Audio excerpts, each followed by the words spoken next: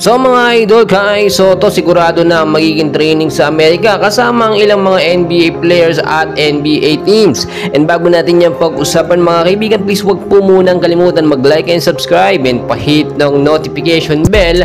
Maraming salamat po. Mga kaibigan, una natin pag-usapan ngayon, no? Ito nga pong nalalapit na training ni Kai Sotto sa Amerika. Well, para sa akin mga kaibigan, kung sakasakali nga po, mas magandang hindi na mag-training doon si Kai at dito na lang mag-training sa pangunguna po o pamumuno ni Coach Tim Con. Dahil kung nakikita po ninyo, nagiging mas maganda yung improvement ni Kai Sotto kapag hinahawakan po siya ni Coach Tim Con.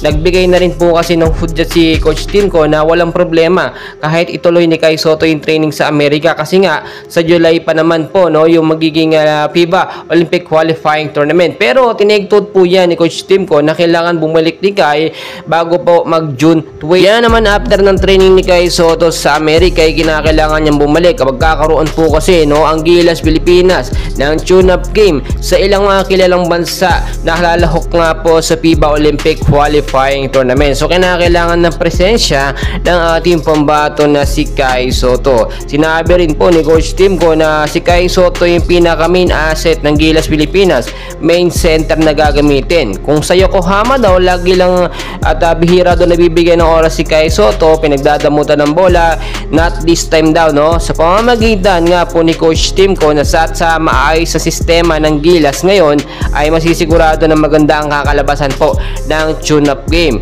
Pero dapat po nating isaalang-alang dyan ang makakasama ng ating pambato na si Kai Sotto.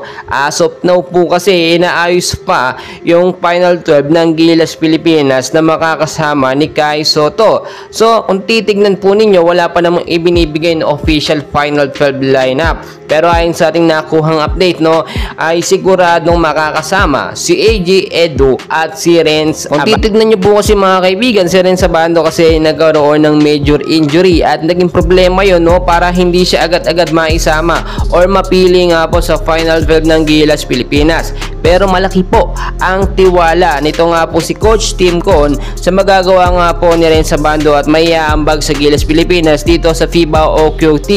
Posible po sila o pwede sila magpalitan nito nga pong si Scottie Thompson.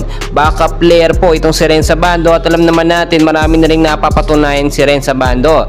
Ang kagandahan po dito, no, ay itong si Coach Tim Con sa panibagong sistema niya ay magkakaroon po ng rotasyon na maayos ang mga player ng Gilas Pilipinas. Hindi lamang po mag-i-stick sa first 5 bagkos mabibigyan ng playing time yung mga bench player ng Gilas Pilipinas. Kaya mga kaibigan, naasahan po natin especially yung magiging performance at appearance, no, ng ating pambato na si Kai Sotto sa nalalapit din na tune-up game, no. Asahan natin yan.